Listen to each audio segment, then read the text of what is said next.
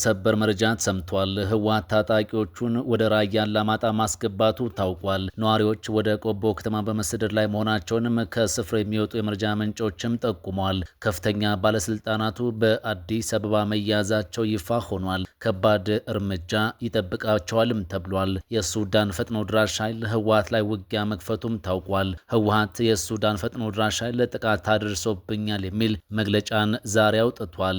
ይህ ኢትዮፕላስ ሚዲያ ነው። ሰላምታችን በያላችሁበት ይድረሳችሁ እያልን ለሰዓቱ የተደመጡ ሰበር መረጃዎችን ይዘንላችሁ መጥተናል። ቻናሉን ሰብስክራይብ፣ ቪዲዮውን ደግሞ ላይክ እና ሼር በማድረግ እንዲሁም ኮሜንት በማድረግ ጥቂት ደቂቃዎችን አብራችሁ እንድታሳልፉ በአክብሮት እንጋብዛችኋለን። በቀጥታም ወደ መረጃዎቹ እንለፍ። ከወልቃይት ከባድ ውጊያ ማግስት ህወሓት መድፎቹን ወደ ራያ ግንባር እያስገባ መሆኑ ታውቋል። በዚህ ግንባር ውጊያ ከተቀሰቀሰ የሻዕቢያ መካናይዝድ ኃይል በይፋ ሊሳተፍ እንደሚችልም መረጃዎች እያመላከቱ ነው። በተመሳሳይ በአፋር ግንባር የመከላከያ ጦርና የትግራይ ሰራዊት በመድፍ ርቀት ተፋጠው እንደሚገኙም መረጃዎች አመላክተዋል። በራያ አላማጣና አካባቢው የህወሓት ታጣቂዎች በብዛት መግባታቸው ታውቋል። በአካባቢው የጦርነት ስጋት ማየሉንም የዓይን እማኞች እየገለጹ ነው። በጨርጨር ቢሶበርና ዋጃ መስመሮች ሰፊ የኃይል ስምሪት በመደረጉ በከተማ የወታደራዊ እንቅስቃሴው አይሏል ተብሏል። የጦርነት ስጋትን በመሸሽ ወደ ቆቦ የሚደረገው ስደት የቀጠለ ሲሆን በከተማ በምሽት ተንቀሳቅሶ መኖር አለመቻሉና ቤት ለቤት ዝርፊያ መስፋፋቱም ታውቋል። ከትላንት ጀምሮ የትራንስፖርት እንቅስቃሴም ቆሟል። ባንኮች የጥሬ ገንዘብ እጥረት እንዳጋጠማቸውም የመረጃ ምንጮቻችን ነግረውናል። በዚህ ሰዓት ከ2,000 ብር በላይ ማውጣት ባለመቻሉ ነዋሪዎች 10 በመቶ ኮሚሽን ከፍለው ከግለሰቦች ለመቀየር የተገደዱበት ሁኔታም ተፈጥሯል። የሱዳን ፈጥኖ ድራሽ ኃይልም ህወሓት ላይ ውጊያ ከፍቷል ነው የተባለው። ህወሓት የሱዳን ፈጥኖ ድራሽ ኃይል ጥቃት አድርሶብኛል የሚል መግለጫውንም ዛሬ ከሰዓቱን አውጥቷል። ሸረሪና ውጊያ በኋላ ህወሓት ለሶስተኛ ጊዜ ዛሬ ባወጣው መግለጫ በጀነራል ሐምዳን ዳገሎ የሚመራው ኃይል አደገኛ ትንኮሳ እያደረገብኝ ነው ብሏል። አፋር፣ ትግራይና አማራ ክልሎችን በምታዋስነው በስትራቴጂኳ ቢሶበር አቅጣጫ የመንግስት ኃይሎችና የህወሓት ታጣቂዎች በቅርብ ርቀት ተፋጠው እንደሚገኙም መረጃዎች ጠቁመዋል። ህወሓት ዙ 23 እና መድፎቹን ይዞ ወደ ግንባርም አሰማርቷል። ቡድኑ በወልቃይትና በራያ በኩል አዲስ ውጊያም ከፍቷል። ይህንኑ ጉዳይ በዘገባችን ታደምጣላችሁ። በሌላኛው መረጃችን ደግሞ ከአማራ ክልል የሚሰማው ሁሉ ጆሮን ጭው የሚያደርግም ሆኗል። በ3 ዓመታት ውስጥ 10,000 ግጭቶችን ያስተናግደው ክልሉ በቀጣይ ወራት ጦርነቱ እጅግ ሊባባስና ሊወሳሰብ እንደሚችልም ተነግሯል። የዚህ ምክንያትም በትግራይ ያለው ውጥረት ሲሆን የትግራይ ውጥረት ሙሉ በሙሉ ከፈነዳም ፋኖን ሊከፋፍለው እንደሚችል የቢቢሲ ዘገባ አመልክቷል። ይህንንም እናስደምጣችኋለን። ቻናሉን ሰብስክራይብ፣ ቪዲዮውን ደግሞ ላይክ በማድረግ እስከ ፍጻሜው ድረስ አብራችሁ እንድትቆዩ በአክብሮት እንጠይቃችኋለን። ህወሓት የሱዳን ፈጥኖ ድራሽ ኃይል ጥቃት አድርሶብኛል የሚል ክሱን አሰምቷል። ከሸረሪና ውጊያ በኋላ ህወሓት ለሶስተኛ ጊዜ ዛሬ ባወጣው መግለጫ በጀነራል ሐምዳን ዳጋሎ የሚመራው ኃይል ጥቃት አድርሶብኛል የሚል ውንጀላውንም አሰምቷል። ህወሓት ዛሬ ባወጣው መግለጫው የሱዳን ፈጥኖ ድራሽ ኃይል ውጊያን እንደከፈተበት አስታውቋል። በፌዴራልና በታጣቂ ኃይሎች መካከል በምዕራብ ትግራይ ወይም በወልቃይት አቅጣጫ የተከፈተው ድንገተኛ ጥቃት በሰራዊቱ ሙሉ በሙሉ መመከቱንና የህወሓት እቅድ ሳይሳካ መቅረቱም ታውቋል። በተደረገው ግጭት የቆሰሉ የቡድኑ ተዋጊዎች በአየርና በየብስ ወደ ተለያዩ የሀገሪቱ ክፍሎች እየተወሰዱ እንደሚገኙም ታውቋል። ለቀጣዩ ውጊያ ራሱን ማዘጋጀቱም ነው የገለጸው። በወልቃይት ሁመራ፣ ሸረሪና አካባቢ አዲስ ግጭት ካጋጠመው ወዲህ ነው ህወሓት በተከታታይ ቀን መግለጫ እያወጣም የሚገኘው። ቅዳሜ ዕለት የተነሳው አርሚ 70 የህወሓት ታጣቂዎች በቦታው በሚገኝ መከላከያ ሰራዊት ላይ ጥቃት የፈጸሙ ሲሆን የመንግስት የጸጥታ ኃይሎች በወሰዱት አጸፋዊ እርምጃ ታጣቂዎቹ ሙሉ በሙሉ ዶግ አመድም ሆኗል። በራያ ግንባር ህወሓት አደገኛ ትንኮሳ እያደረገ እንደሆነም ታውቋል። አፋር፣ ትግራይና አማራ ክልሎችን በምታዋስነው በስትራቴጂካዊቷ ቢሶበር አቅጣጫ የመንግስት ኃይሎችና የህወሓት ታጣቂዎች በቅርብ ርቀት ተፋጠው ይገኛሉም ተብሏል። ህወሓት ዙ 23 እና ከባባድ መድፎችን በመያዝ ወደ ግንባር እንዳሰማራም ታውቋል። ቡድኑ በወልቃይትና በራያ በኩል ውጊያ ለመክፈትም እንደዛተው ለማድረግ ቆርጦ እንደተነሳ መረጃዎች አመላክተዋል። በብልጽግና መቃብር ላይ የትግራይን ህልውና አስከብራለሁ፣ 4 ኪሎን ዳግም እቆጣጠራለሁ በማለትም ሲፎክርም ከርሟል። ይህንን ፉከራውን ለማሳካትም ባለፈው ቅዳሜ በምዕራብ ትግራይ ሸረሪና መከላከያ ሰራዊት ላይ ትንኮሳ በመክፈት 23 ሰዓታትን የፈጀ ከባድ ውጊያም አድርጓል። ቡድኑ በወልቃይትና በራያ በኩል ሙሉ ጦርነት ለመክፈት እቅድ ይዞም የሞት ሽረት ትግል እያደረገ ቀጥሏል። ከቅዳሜ ውጊያ በኋላም ከፍተኛ ቁጥር ያለው ኃይሉን ወደ ራያ ቀጠና እያስጠጋና እያከማቸ ይገኛልም ተብሏል። በተጨማሪም 23 ረጅምና መካከለኛ ርቀት ተወንጫፊ መድፎችን እንዲሁም ጸረ አውሮፕላን በገፍ እያስጠጋ ነው ተብሏል። በተመሳሳይ የኢትዮጵያ ሀገር መከላከያ ሰራዊትም ሰራዊቱን ወደዚሁ ቀጠና አስጠግቶ ነገሮችን በአይነ ቁራኛ እየተከታተለ እንደሚገኝም ታውቋል። በተለይም በዞብርና ቢሶበር በተባሉ ስፍራዎች ከፍተኛ ወታደራዊ ውጥረት በዚህ ሰዓት እንደነገሰም ታውቋል። ቢሶበር ሁለቱም ኃይሎች በቅርብ ርቀት ተፋጧል። በዚሁ ቀጠና ከሁለቱ ኃይሎች ተጨማሪ የሐራ መሬትና የፋኖ ታጣቂዎች በስፋት እየተንቀሳቀሱ እንደሚገኝም ከስፍራው እየወጡ የሚገኙ መረጃዎችም አመልክቷል። የነጻ መሬት ታጣቂዎች መቀሌን ለመቆጣጠር ሙሉ ዝግጅት ጨርሰናል ከሰሞኑ ማለታቸው ይታወሳል። በራያ ቀጠና ውጊያው የሚቀሰቀስ ከሆነ በርከት ያሉ ኃይሎች የሚሳተፉበት እንደሆነ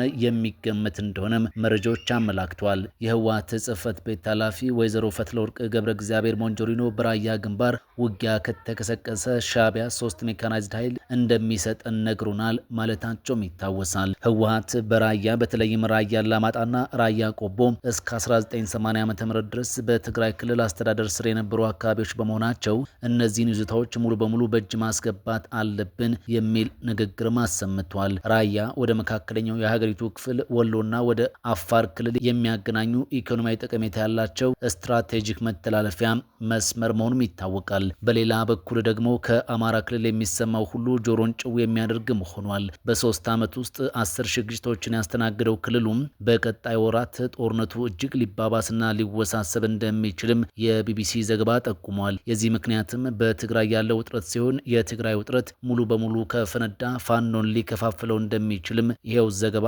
አመልክቷል። የአማራ ክልል ጦርነት ከተቀሰቀሰ 3ኛ ዓመቱን ማስቆጠሩን ተከትሎ ቢቢሲ ጆሮን የሚሰቀጥጥ እንዲሁም ጆሮን በሀዘን የሚያደማ ሰፊን ዘገባም ይዞ ወጥቷል። ዘገባው በእርግጥም ክልሉ ሲኦል እንደሆነ በግልጽ የሚያብራራ ሲሆን አባት ሚሊሻ ልጅ ፋኖ ሆነው የሚዋጉበት አሰቃቂ ጦርነት እየተደረገ መሆኑንም ጠቁሟል። ቢቢሲ ባለፈው 3 ዓመት በፋኖና በመንግስት ኃይሎች መካከል 10 ሺህ ግጭቶች መደረጋቸውንም አንስቷል። ይህ ግጭት በሚቀጥሉት ወራት እጅግ ሊስፋፋ እንደሚችልም ጠቁሟል። የህግና የፖለቲካ ተንታኞች በአማራ ክልል ከ3 ዓመታት በፊት ለፈነዳው ግጭት መነሻ የሆኑ ጉዳዮች ታማኝነት ያለበት እንዲሁም አካታች የሆነ ድርድር የማይፈቱ ከሆነ ጦርነቱ እንደሚቀጥልም ያለውን ስጋት አንስቷል። ይህ በእንዲህ እንዳለ በኢትዮጵያ ሰሜናዊ ክፍል በትግራይ ክልል በፌዴራል መንግስትና በትግራይ ኃይሎች መካከል እንደ አዲስ ግጭት መቀስቀሱ ነዋሪዎችን ድጋሜ ለከባድ የሰብአዊ መብቶች ጥሰት አደጋ የሚያጋልጥ መሆኑን አምነስቲ ኢንተርናሽናል አስጠንቅቋል። ዓለም አቀፉ የሰብአዊ መብቶች ተሟጋች ተቋም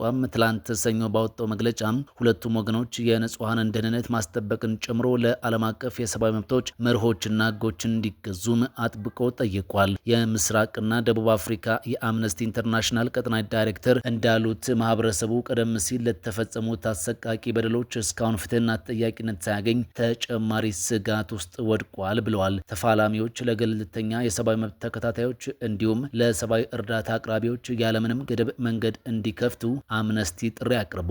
በተጨማሪም ዓለም አቀፉ ማህበረሰብ በግጭት በተጎዱ የትግራይ ክልል አካባቢዎች ለገለልተኛ መገናኛ ብዙሃንና ለሰብአዊ መብት ተከታታዮች የነበረውን የመግባት እድል ለመመለስ በአዲስ አበባና በመቀሌ ከሚገኙ ባለስልጣናት ጋር በአስቸኳይ ንግግር እንዲደረግም ጠይቋል። መረጃዎች እንደሚያመላክቱት በፌዴራል መንግስቱ ኃይሎችና የህወሓት ታጣቂዎች መካከል የሀገረሸው ግጭት የተቀሰቀሰው ባለፈው ቅዳሜ በሱዳን አዋሳኝ አካባቢ በሚገኘው ሸረሪና በተባለ ስፍራ ነው። በዶክተር ደብረጽዮን ገብረ ሚካኤል የሚመራው የትግራይ ክልል ጊዜያዊ አስተዳደር ባወጣው መግለጫ የፌዴራል መንግስት ግልጽ ጦርነት ከፍቶብኛል ሲል ይፋዊ ክሱን አቅርቧል። በፌዴራል መንግስት ወገን እስካሁን የተሰጠ ይፋዊ ምላሽ የለም። የመንግስት ኮሚኒኬሽን አገልግሎትና የመከላከያ ሚኒስትርም በጉዳዩ ላይ እስካሁን ያሉት ነገር አልተሰማም። ነገር ግን ስማቸው እንዳይጠቀስ የጠየቁ የወልቃይት ጠገዴ ሰቲት ሁመራ ዞን አንድ ባለስልጣን በመንግስት ላይ የቀረበውን ክስ አጣጥለው ግጭቱን የቀሰቀሱት የህወሓት ኃይሎች መሆናቸውን ለዶቼ ቬሌ ተናግረዋል። የህወሓት ታጣቂዎች ሁመራን ለመቆጣጠር ዓላማ ነበራቸው ያሉት ባለስልጣኑም በፌዴራል መንግስቱና በአካባቢው ታጣቂዎች ጥምረት ተመቶ ሸረሪናን ለቀው ለመውጣት ተገደዋልም ብለዋል። በሀገራዊ የምክክር ጉባኤ 20ኛ ቀን ውሎ ሐምሌ 27 2018 ዓ.ም ይጀምራል ተብሎ የነበረው የርዕሰ ጉዳይ ተመካካሪ ቡድን ምክክር ሳይጀምር መቅረቱ ተሰማ። የሀገራዊ ምክክር ኮሚሽን ኮሚሽነር ፕሮፌሰር መስፍን አራያም ሐምሌ 24 2018 ዓ.ም በሰጡት መግለጫ በስልታዊ ቡድኖች ደረጃ የሚካሄደው ምክክር መጠናቀቁን ገልጸው የነበረ ቢሆንም ኮሚሽኑ እስከ ሐምሌ 29 ቀን ድረስ የስልታዊ ቡድኖች ምክክር እንዲቀጥል መወሰኑን ምንጮች ነግረውናል ስትል ዋዜማ ዘግባለች።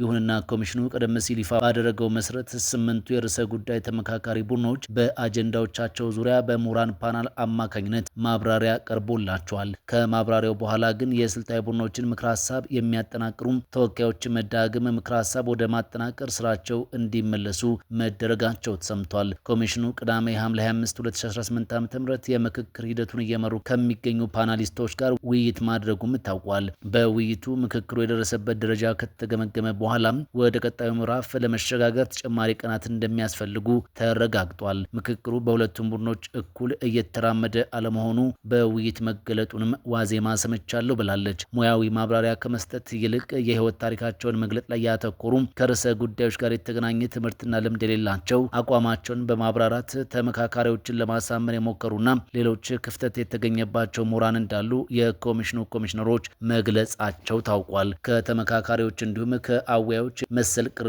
መቅረቡም የተነገረ ሲሆን ኮሚሽኑ ቅሬታ በቀረበባቸው ምሁራን ላይ እርምጃ ስለመውሰድ አለመውሰዱ አላሳወቅም። ሰኞ ሐምሌ 27 ለተመካካሪዎች እንዲሰጥ የተደረገው ሙያዊ ማብራሪያ እርምት እንዲወሰድ ማስጠንቀቂያ ከተላለፈ በኋላ የተሰጠ እንደሆነም ተነግሯል። 160 አወያዮችን አሰልጥኛ አሰማርቻለሁ ያለው ኮሚሽኑ የስራ ስነ ምግባራቸውን ጠብቀው በማይሰሩ አወያዮች ላይ እርምጃ እንደሚወስድም ማሳወቁ ተነግሯል። ከአወያይነት ሚናቸው ውጪ እንደ ተመካካሪ በምክክር ሂደቱ ለመሳተፍ የሞከሩና ለተመካካሪዎች ምክር ሀሳብ በማቀበል ያልተገባ ድርጊት የፈጸሙ አወያዮች መኖራቸው በውይይቱ ላይ ተነስቷል።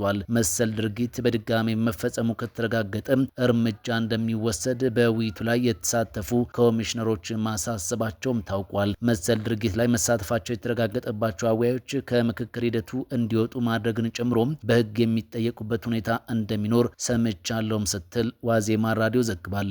እስካሁን ባለው ሂደት ግን ማስጠንቀቂያ ከመስጠት ውጪ እርምጃ የተወሰደበት አወያይ አለመኖሩን ምንጮች አረጋግጠውልኛልም ብላለች። ለሰዓቱ የተመረጡ መረጃዎቻችን በዚሁ ተጠናቋል። ኢትዮ ፕላስን ሰብስክራይብ በማድረግ ቪዲዮዎቹን ደግሞ ላይክ፣ ኮሜንት እና ሼር በማድረግ ከኛ ጋር ስላላችሁ እንዲሁም ስለምትቀጥሉ ከልብ እናመሰግናለን። ሰናይ ጊዜ ይሆንላችሁ።